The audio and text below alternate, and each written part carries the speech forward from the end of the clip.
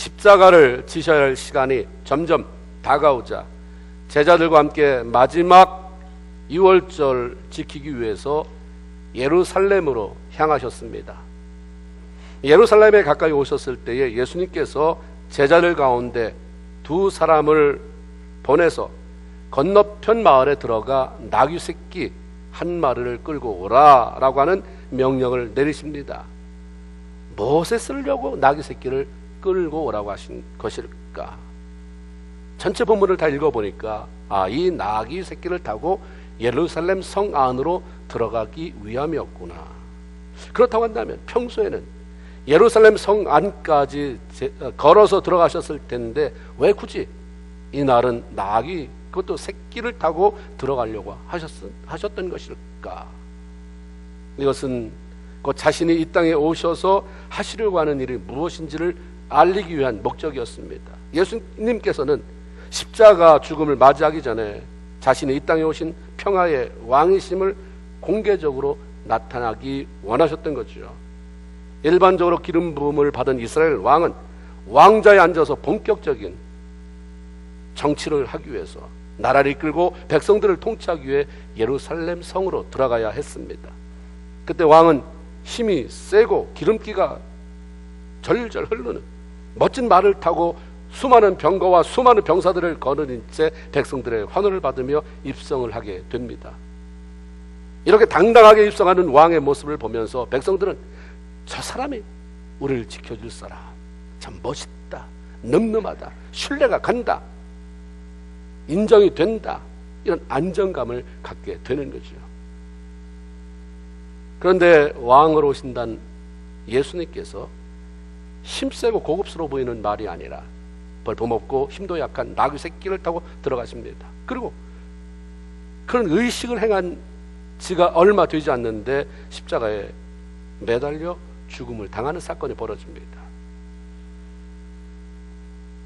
오늘 나귀를 타고 들어가시는 것은 예수님은 전쟁을 하거나 정치하기 위해서 이 땅에 오신 그런 왕이 아니라 십자가를 짐으로 인간의 죄 문제를 해결해 주시고 그 길을 열어주시고 하나님과 원수된 관계를 회복시켜 주기 위해서 이 땅에 오신 평화의 왕이라고 하는 사실을 나타내 주시는 거죠.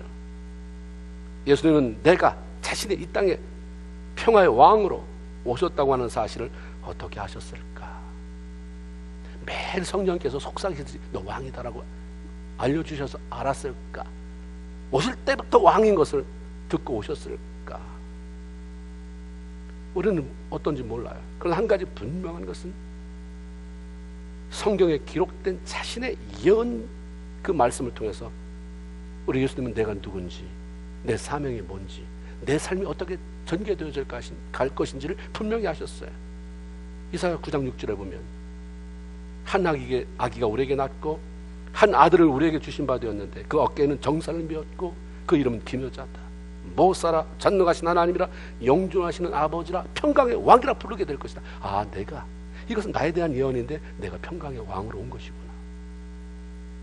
이사야 32장 1절에 보라, 장차 한 왕이 공의로 통치할 것이요 백성들을 정으로 다스릴 것이며, 예수님은 성경에 기록된 말씀을 통해서 자신이 이 땅의 평화를 위해 보내진 왕이라고 하는 사실을 너무나도 잘 알고 계셨습니다.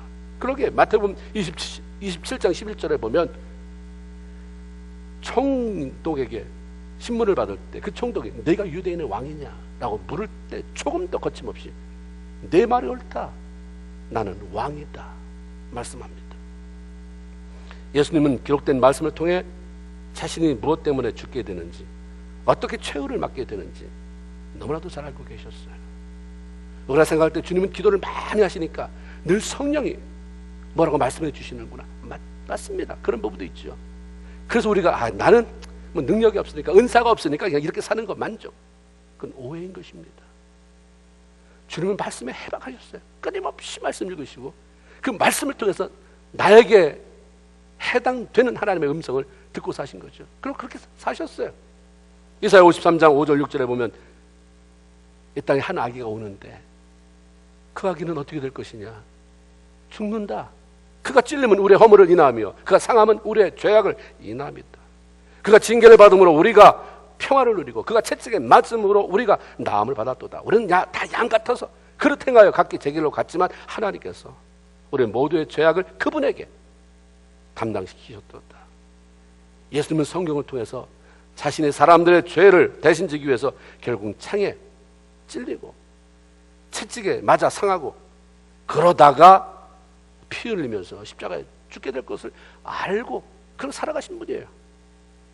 그리고 십자가를 지는 일에 앞서서 평화의 왕으로 오셨음을 알기 위해서 나귀 새끼를 타고 예루살렘에 들어가야 한다는 것도 성경을 통해서 아신 거죠. 스가랴 9장 9절에 보면 시온의 딸들아 크게 기뻐할지어다.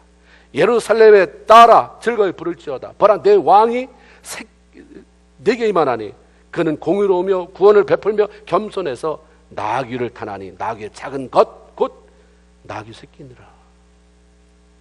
예수님은 성경에 나에 대한 예언이 이런 거구나. 내가 십자가를 지기 전에 왕으로 옴을 공포해야 되는 거구나. 그때 내가 나귀 그것도 새끼를 타야 되는 거구나. 말씀을 통해서 깨달은 대로 한 발짝 한 발짝 그대로 움직이셨어요. 예수님은 비록 짧은 생을 사셨지만 그분은 하나님의 말씀을 잘 알고 있었고 자신에 관해 하나님의 말씀하신 것들, 예언된 것을 마음에 두시고 그것을 소중히 여기고 그 말씀대로 움직였습니다. 한 번도 자기 마음대로 사신 적이 없어요. 내가 왜 이렇게 살아야 되는데? 내 인격은 뭐야? 내 인생은 뭐야? 왜 하나님이 이렇게만 살라고 해요? 예수님은 자기 인생이 33년으로 끝난 거 아셨어요. 이렇게 짧은 인생 좀 놀다 가야지, 재밌게 살다 가야지 그러지 않았어요. 성경을 읽다 보니까 내가 죽는다잖아요. 십자가 죽는데요. 근데 그것 때문에 고민하거나 갈등하거나 왜 이렇게 내 인생을 묶어두십니까라고 하지 않았어요. 그냥 그렇게 살았어요. 그렇게 순종하면서 발걸음을 옮기셨습니다. 마가복음 9장 12절에 보면 제자들에게 말할 때 꼭 이렇게 말씀하세요.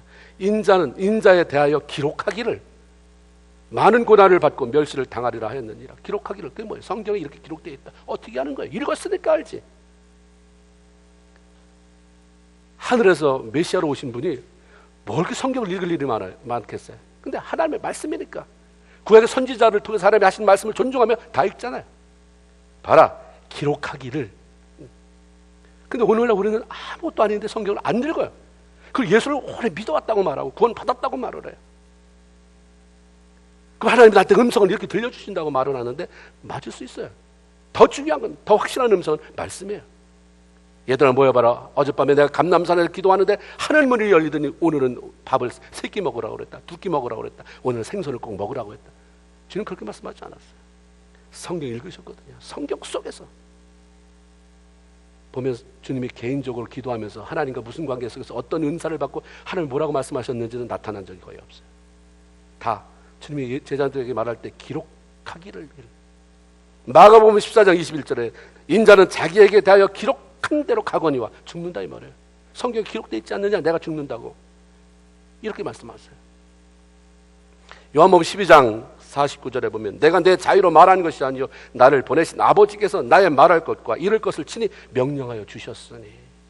이 땅에 오신 예수님께서 기록된 하나님의 말씀을 읽고 자신에게 하신 말씀에 따라 행동하는 순종의 삶을 살아갔다고 한다면 그 예수를 구원자로 믿고 따라가는 성도들 역시 하나님의 말씀대로 행하며 순종하는 삶을 살아야 할 것인데 그 기초는 성경을 읽는 거예요. 지난 세기 미국에서 타의 추종을 불허한 신유의 역사를 일으켰던 사람이 있습니다. 잔지 레이크라는 분이에요. 대단한 파워를 가지고 수많은 사람을 일으켰어요. 그가 살고 있는 시티, 그 시티는 미국 전역에서 병 걸린 그 확률이 가장 떨어졌다고 그렇게 통계가 나올 정도로 그 사람이 미친 영향은 굉장히 컸어요. 그분이 책을 쓴 게 여러 개 있는데 그 중에 하나가 신유라는 책입니다. 그 책을 통해서 그분이 이렇게 말씀해요. 한때는 강한 믿음을 가졌던 사람이 지금 연약해진 그런 사람이 많다. 그렇게 된 이유가 무엇일까? 이렇게 물어봐요. 그러면서 성경 일이 중단되고 기도를 통한 하나님과 친밀한 교제가 끊어지고 받은 은혜에 대한 자기 고백이 없기 때문이다라고 하는 말을 들려줬어요. 성도만이 아니라 자기와 친구, 자기가 존경했던 많은 설교자들, 많은 능력을 행했던 자들이 자취 없이 감춰졌을 때 왜 그랬는지, 그 사람의 말을 통해서, 주변의 말을 통해서, 아니면 설교를 통해서 자기가 분석해 본 결과, 그렇다. 이 세 가지다. 성경을 안 읽는 거죠. 어느 순간에 기도하면서 하나님과 친밀한 교제가 사라졌습니다. 받은 은혜로 인해서 늘 고백하고 싶은 말이 없는 거예요. 간증 있는 삶이 없는 거죠. 내 말이 없어져. 내 말. 은혜 받아가지고 하나님이 나에게 이렇게 은혜를 주신 그 감격스럽게 자기를 고백하는 게 없어진 거죠. 말씀 읽고 순종하는 것, 기도하며 교제하는 것, 고백하고 싶은 간증이 살아있는 삶을 사는 것이 모든 신앙인의 삶을 지속적으로 풍성하게 만들어준다고 하는 것입니다. 무엇보다도 말씀을 읽고 그 말씀이 자신에게 들려주시는 음성에 순종하는 삶에 실패하면 우리 그리스도인은 성공적인 인생을 살아갈 수가 없습니다. 다윗은 시편 40편 8절에 나의 하나님이여 내가 주의 뜻 행하기를 즐기오니, 하나님의 뜻 행하는 게 너무 좋은 거예요. 왜 그러냐면 주님이 나에게 베풀어 준 게 많아서 이게 아니에요. 거기 성경에 주의 법이 내 심중에 있기 때문이다. 늘 말씀을 읽고 그 말씀이 늘 나 안에 살아있으니까 그냥 그 말씀대로 살고 싶은 마음이 자꾸 생기는 거예요. 이게 다윗에게는 큰 기쁨이었습니다. 마음속에 하나님의 말씀이 없이는 하나님의 뜻에 순종할 수 없다는 것입니다. 바로 이것이 우리 신앙의 기초가 돼야 돼요. 말씀이 있어야 된다, 내 안에. 말씀을 옆에 끼고 사는 것과 말씀을 마음에 두고 사는 것은 틀립니다. 예수께서 나귀를 타고 예루살렘에 들어가시기 위해 제자들 등 두 사람을 시켜서 맞은편 마을로 들어가 나귀 새끼를 끌고 오라고 하셨어요. 그 마을로 들어가면 아직 아무도 타보지 않은 나귀 새끼가 매여 있는 것을 보게 될 텐데 그것들을 풀어서 끌고 와라. 그 만일 누군가가 너 왜 이렇게 하느냐 물으면 주가 쓰시겠다라고 하는 말만 해라. 그러면 즉시 풀어준다. 누군가에 대한 이런 확신이 있는 지도자, 내가 말하면 그 사람은 100% 한다. 그럼 절대 노라는 말이 없다. 예수님 누군가 그 사람에 대해서 이런 확신이 있었어요. 그 주인을 알고 계셨는지 모르는지는 우리는 모르지만 그 주인은 내가 한다고 하면 허락할 뿐만 아니라 마지못해서가 아니라 즉시로 한다라고 하는 그런 얘기를 들려주셨습니다. 이성적으로 생각해 보면 말이 안 되는 거예요. 누군지도 모르잖아요. 나귀 주인이 누구라고, 김씨다 박씨다 뭐 누구라고 말해준 적도 없고, 내가 전에 만나서 미리 그 사람하고 얘기해 뒀는데 너 가서 이렇게 하면 돼, 그냥 무조건 풀어온다고 그랬으니까 풀어오면 돼. 근데 그 사람이 너희를 알아보지 못해서 왜 그러냐고 물어보면 지난번에 우리 예수님이 다 얘기가 끝났다는데요. 이렇게 말한 것도 아니에요. 그냥 무조건 눈에 띄는 대로 새끼 풀어오라는 거예요. 누가 말하면 주인이 쓴답니다 하고 뒤에다 그런 말은 없는 것 같아요. 도망쳐와라 이런 말은 없었어요.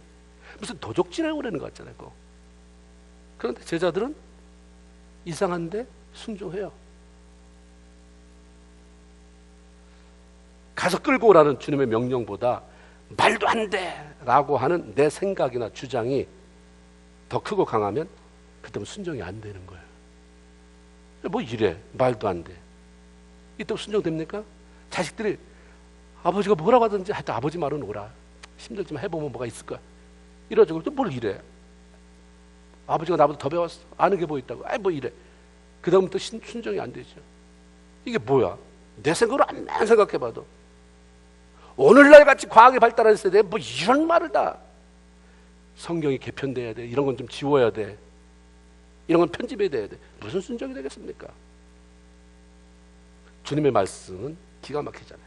뭐가 기가 막히냐면 우리의 이성이라고 하는, 경험이라고 하는, 지식이라고 하는 잣대로 잴 때는 절대 안 돼요. 불가능해요.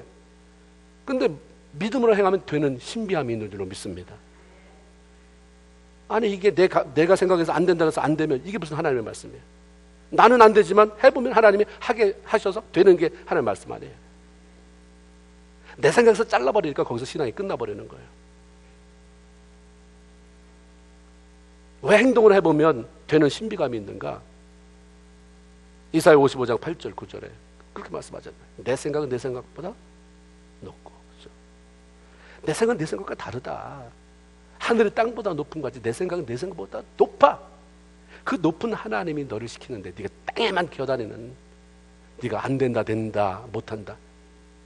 너무 웃긴 거죠. 그래서 성경에 보면 하나님이 웃으시리로다. 이게 좋아서 웃는 게 아니라 참 가소롭다. 두 제자들은 명령하신 대로 마을로 들어갑니다. 예수님의 말씀에 대한 신뢰가 그들로 하여금 말 같지도 않은 말 같은데 그냥 순종하게 만들었어요. 그래, 일단 하나님이 언제 주님이 쓸데없는 말 시키느냐, 이거 지금 내 귀에 내 생각에 이상할 뿐이지 하면 된다. 순종했어요. 가본 결과가 됐습니까? 정말 예수님이 말씀하신 대로 문 앞 길거리에 나귀 새끼가 매여 있는 거예요. 그러니까 그 다음 단계로 풀어 그랬으니까 풀었어요. 정말 예수님이 이 장면을 알고 계신 것처럼 그 사람이 나타났어요. 이 어린 것을 풀어다가 뭐에 쓰려고 하느냐. 그래서 주님이 알려주셨잖아요. 내가 이른 대로, 주님이 이르신 대로. 그게 뭐예요? 주가 쓰시겠다고 하던데요, 두말하지 않고 내어줬어요. 주님 말씀대로 순종하며 행했을 때 불가능이 가능해지는 그런 기적을 보게 된 거죠. 우리가 주님의 말씀보다 자신의 생각이나 경험, 선입견에 사로잡혀서 그 말씀에 순종하지 못하니까 오늘날에도 얼마든지 경험할 수 있는 놀라운 주의 기적을 놓치는 것입니다. 언제든지 주님의 말씀을 존중하고 그 말씀대로 순종하며 살아가는 사람들은 이성적으로는 절대로 이해할 수 없는 기적을 경험했어요. 요한복음 2장 가나라고 하는 동네에 한 결혼잔치집에서 벌어진 기적 이야기가 나옵니다. 예수님이 어머니와 무슨 친척집인지 어머니도 초대받고 예수님과 제자들도 초대받아서 갔습니다. 그래서 포도주가 떨어졌어요. 유대 풍습에서 잔치집에 포도주가 떨어지면 일단 흥이 깨져요. 그럴 뿐만 아니라 잔치집 주인에게도 아주 불명예스러운 일이 되고 마는 거죠. 그래서 이 사실을 알게 된 어머니가 마리아가 밑도 끝 없이 예수를 찾아와요. 야, 여기 포도주가 떨어졌단다. 그 가버리시는 거예요. 포도주가 떨어졌다는 이야기를 들은 예수님께서 하인들을 부르죠. 부르기 전에 왔어요. 예수님이 시키는 대로 해라. 예수님이 말씀하잖아요. 여기 돌 항아리 6개, 큰 항아리, 한 2마일 정도 들어가는 항아리 뭐 이렇게 쭉 있었는데 거기다 물 갖다 그냥 채워라. 다 채웠는데요. 떠다 줘라. 연회를 주장하는 그 연회장에게 갖다 주라는 거예요. 뭐 어떻게 해요? 어차피 말도 안 되는 소리. 처음부터 포도주 떨어졌다는데 물 갖다 부으라 그러고, 뭐 물인데 갖다 떠다 주라고. 처음부터 말이 안 되는데 우리는 뭐 여기 종이니까 품삯 받고 오는 거니까 뭐 이래라 저래라 할 필요 없으니까 시키는 대로 한 거잖아요. 연회장이 맛본 그것은 물 맛이 아니라 포도주 맛이었어요. 물이 아니라 포도주가 된 거죠. 그것들이 손님들에게 부어졌을 때 그런 한결같이 다른 집은 먼저 좋은 것 주다가 술 취한 듯하면 아주 질이 낮은 것 주는데 이 집은 그게 웬일이냐. 처음에도 포도주 맛이 참 좋았는데 이건 더 좋다라고 하면서 이 극찬을 아끼지 않은 거죠. 그들 중 누구도 이 포도주가 물이 변해서 이루어진 기적이라고 하는 것을 아는 사람은 없어요. 그래서 예수님이 거기다 삽입을 시켜요. 요한복음 2장 9절에 보면 따라합시다. 물동은 하인은 알더라. 거기서 이런 게 참 성경의 묘미 아닙니까? 물동은 하인은 알더라. 이 표현이 무슨 말입니까? 포도주가 부족하다는데 물을 떠오라고. 떠다 부었어요. 다시 그 물을 떠다 주라고 하는 예수님의 말도 안 되는 명령에 성질 내지 않고 순종한 하인들만 그 기적을 경험했다는 거예요. 이걸 어떻게 할까? 공개적으로 물 갖다 보면 내가 포도주를 만들지. 그럼 막 신경질 내고 여기저기서 그랬을 거예요. 다행히 순종하는 하인들만 데리고 일을 했기 때문에 진행된 거지. 너무 똑똑한 사람이 모이면 말 같지도 않은 소리. 저러니까 예수가 사입이라는 말을 듣는 거고, 저러니까 예수가 나서는 괴수라고 하는 말을 듣는 거지. 그리고 그 잔치는 포도주가 모자란 데다가 자기들끼리 싸우다가 난장판이 되어서 끝났더라 했을 거예요. 순종하는 사람을 불러서 하니까 그 사람들은 기적을 맛봤어요. 순종할 때 기적을 맛보는 줄로 믿습니다. 하나님의 말씀에 순종하면 기적을 경험하게 되는 이것은 평생 진리입니다. 출애굽기 15장 26절에 보면 하나님께서 이스라엘과 맺은 언약이에요. 여러 가지로 맺지만 여기에는 치유의 하나님으로 언약을 맺어요.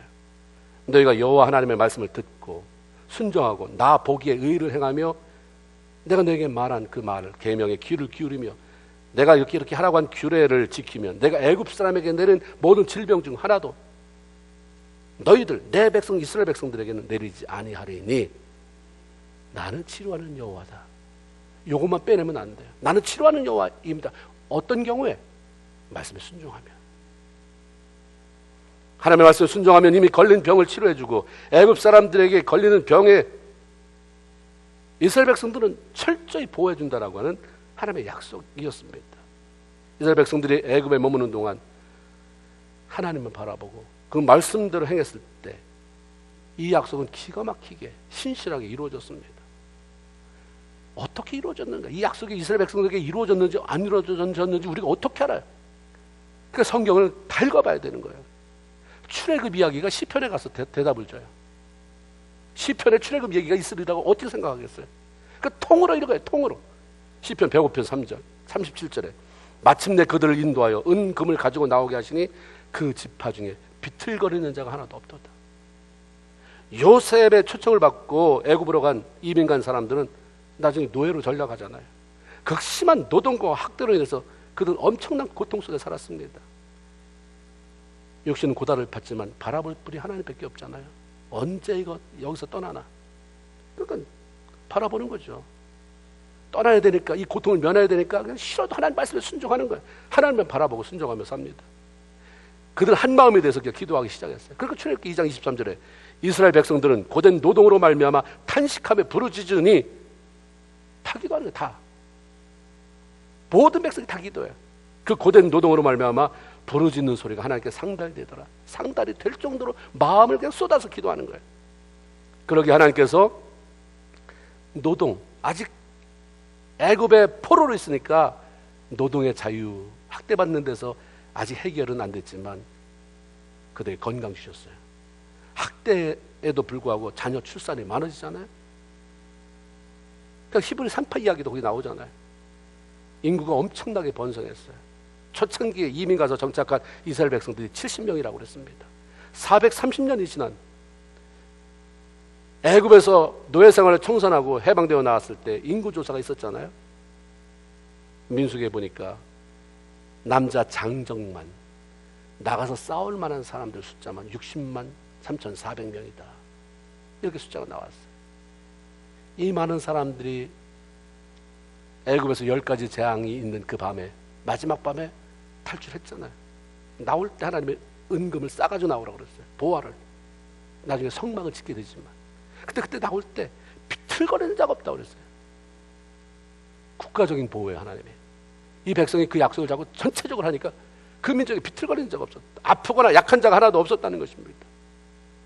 순종할 때 기적을 본다는 거예요. 말씀대로 행하며 순종하면 하나님의 말씀이 실제가 되는 역사가 있는 줄로 믿습니다. 아멘입니까?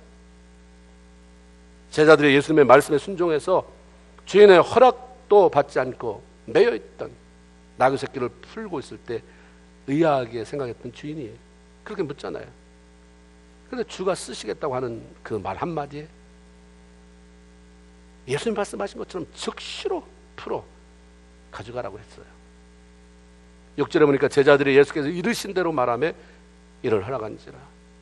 이 사람들은 예수님을 이미 잘 알고 있는 사람들이었을 뿐만 아니라 커다란 은혜를 받고 주님 앞에 절대 헌신된 사람들이었을 것입니다.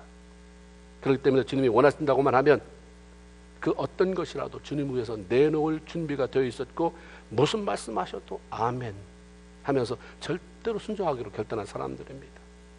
그러니까 말만이 아니라 자기 입으로만 한 말이 아니라 농사 짓는 데나 짐을 운반하는 데 있어서 꼭 필요한 필수품인 나귀를 요구하실 때에도 저거 드리면 이번 농사 어떻게 짓나, 저거 드리면 이번에 이 그동안 짜놓은 포도주 통 매다가 장에 팔아야 되는데 그거 어떻게 해야 되나, 흔들림 없어요. 갈등 없었습니다.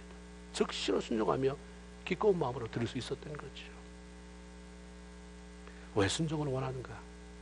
금도 내 것이 은도 내 것이라는 분이 뭐가 그렇게 필요해서 그렇게 그냥 다 뺏어가려고 몸부림을 치시는가? 그렇습니까? 주시려고 하는 거예요. 그냥 아무나 줄 수 없잖아요. 사탄이 unfair, 불공평합니다. 왜 누군 주고 누구 안 주십니까? 그래, 공평하게 할게. 내가 순종 하나 볼게. 다 뭐예요? 순종 주시려고 하나님이 우리에게 기회를 주시는 거예요. 뺏어가려고 하는 게 아니에요. 너무 억울하게 생각하지 마세요. 억울한 거 아니거든요.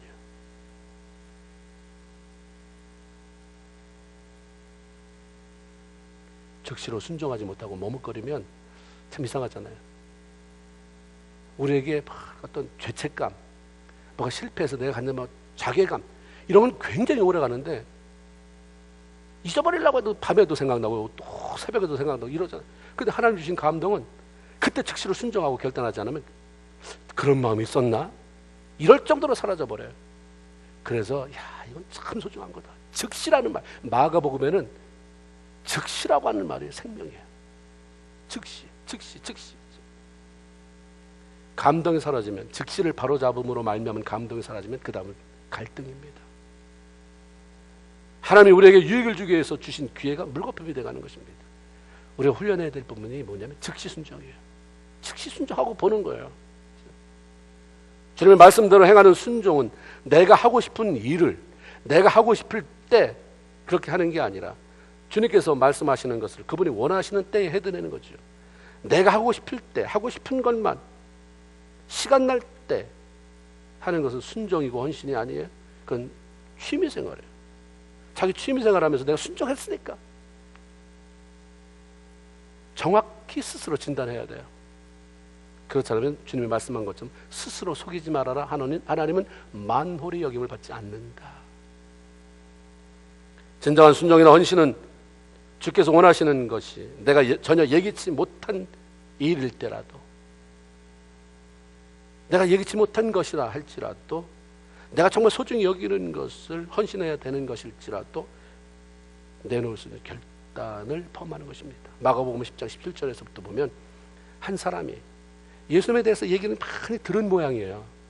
결단을 못하는 거예요. 궁금한 거예요. 오래 살고 싶어요. 죽은 다음에도 영원히 산다는데 나도 좀 그랬으면 좋겠는 거예요.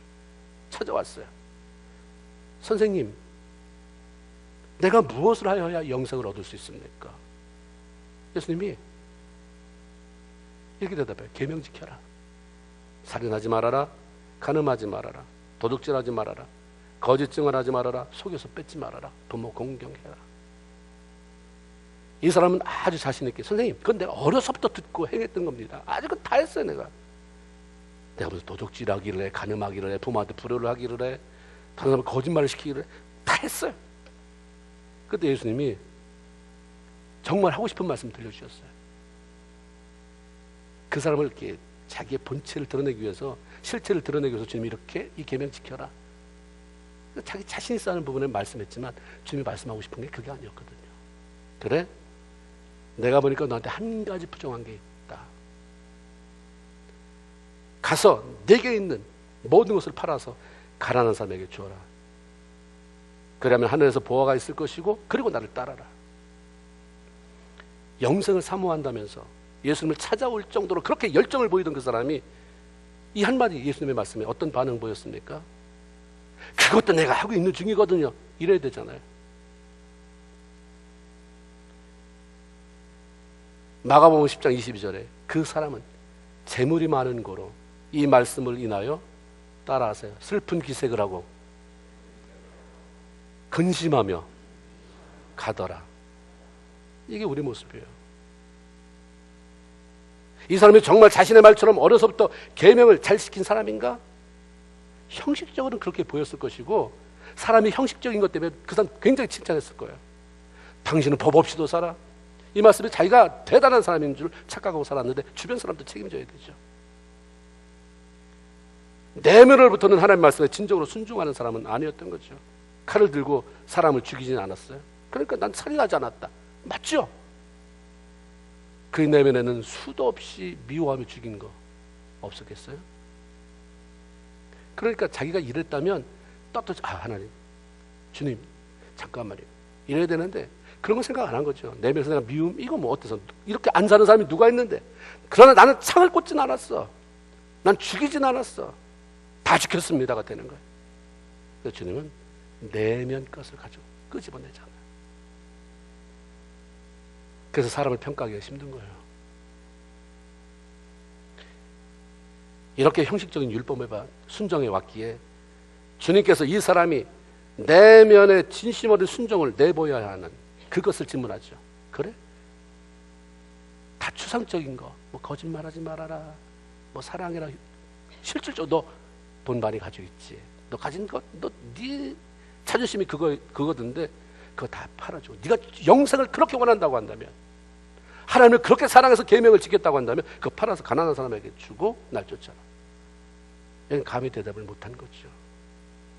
형식적인 율법에는 순종을 했지만 내적으로 정말 자신이 소중히 여기는 것까지 포기하며 순종할 수는 없었던 것입니다. 할도리를 다했다는 게 중요한 게 아니라 어떤 마음으로 했느냐가 중요해요. 나는 저 사람 밥 한 번 사줄 때 나 한 끼 공짜로 얻어먹은 적 없어. 난 탄전히 사줬지. 할도리 다 한 겁니까? 미워 죽겠는데 어떻게 저 사람 날 사줬는데 사줘야지. 할도리 다 한 것입니까? 그럼 신앙 안 자라요. 외식자만, 아주 위선자만 키워내는 거지. 어떤 마음으로 했느냐 그거. 사람은 어떤 마음으로 했는지 모르니까 한 것만 가지고, 겉에 사람 가지고 저 사람이 교회에 얼마나 헌신했는데, 얼마나 봉사했는데, 얼마나 많이 헌금을 했는데, 교회에 얼마나 많이 공을 썼는데. 그거 아니라는 거예요. 중심으로부터.